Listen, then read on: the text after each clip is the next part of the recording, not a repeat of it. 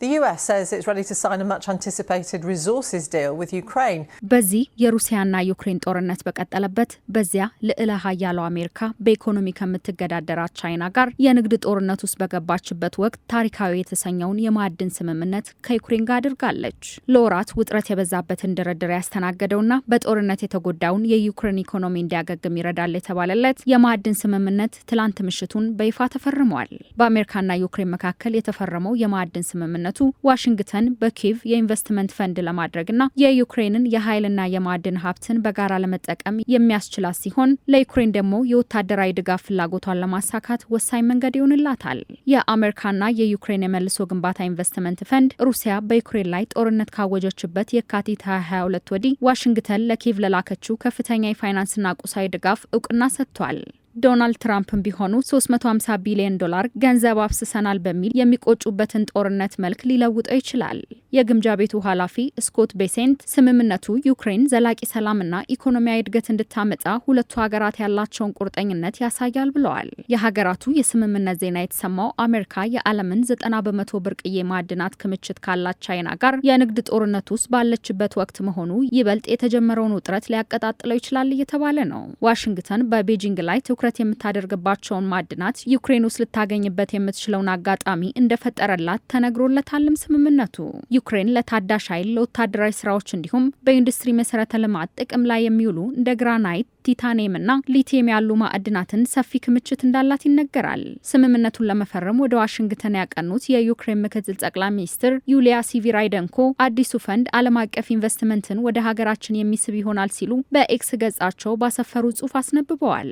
ማዕድናት፣ ነዳጅና ጋዝን የተመለከቱ ጉዳዮች በስምምነቱ አንቀጾች መካተታቸውን ገልጸው ሀብቶቹ የዩክሬን ንብረቶች ሆነው እንዲቀጥሉና የሁለቱ ሀገራት አጋርነት 50-50 እንደሚሆን ገልጸዋል። ምክትል ጠቅላይ ሚኒስትሯ አሜሪካ በስምምነቱ መሰረት የአየር መከላከያ ስርዓትን ጨምሮ የተለያዩ አዲስ ድጋፎችን ለዩክሬን እንደምታደርግም ነው የገለጹት። እንዲህ አይነቱ ፖለቲካዊ ስምምነት ደግሞ ሩሲያ ረጅም ርቀት ተወንጫፊ ሚሳይሎችንና የአየር መከላከያ ስርዓቶችን ኪየቭ ማግኘት የለባትም ከሚለው አቋም ጋር የሚጋጭ ይሆናል። ከዚህ ቀደም ሩሲያ ኦሬሽኒክ የተሰኘውን አደገኛ ባላስቲክ ሚሳይል በኒፕሮ ዩክሬን የሞከረችውም በዚህ ምክንያት ነበር። አሜሪካ አታከምስ የተሰኘውን የአየር መከላከያ ስርዓት ለዩክሬን መስጠቷም ፑቲን በወቅቱ አበሳጭቷቸው እንደነበር የሚዘነጋ አይደለም። የአሜሪካ የውጭ ጉዳይ ሚኒስቴር ቃል አቀባይ ታሚ ብሩስ ከፎክስ ቢዝነስ ጋር በነበራቸው ቆይታ ስምምነቱ ለሁለቱም ሀገራት ወሳኝ እድሎችን ይዞ የሚመጣ ነው ብለዋል። ስምምነቱ በኪየቭ ሕግ አውጪዎች መጽደቅ እንደሚኖርበትም ተጠቁሟል።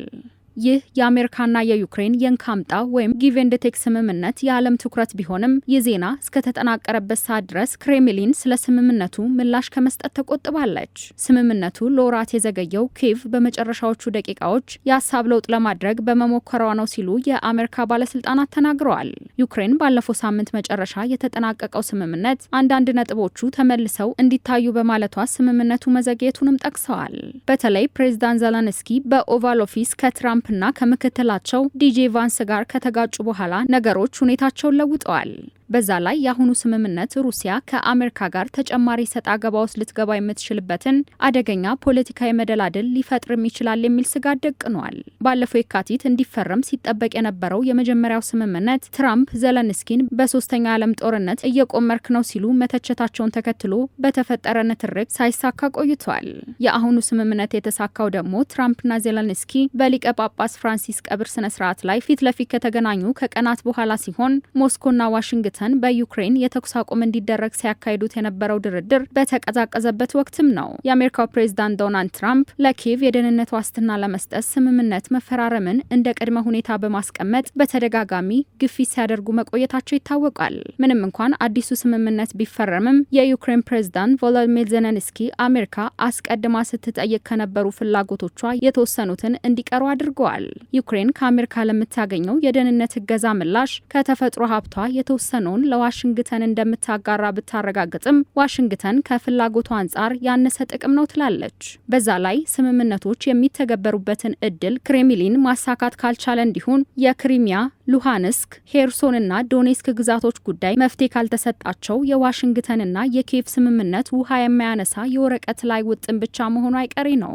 በሄርሶን ክልል ዛሬ ዩክሬን የድሮን ጥቃት ፈጽማ የ7 ሰዎች ሕይወት መቀጠፉና 20 ሰዎች መጎዳታቸው እጅጉን አደገኛ አካሄዶች እንዳሉ የሚጠቁም ሆኗል። የዶናልድ ትራምፕ ዘ አርት ኦፍ ዘ ዲል መጽሐፍ በእርግጥም ፍሬ እያፈራ ይሆናል? ዛሬም ምላሹን ለማወቅ የክሬምሊኑን ፑቲን ሀሳብ መጠበቅ ዓለም ያስገድዳታል።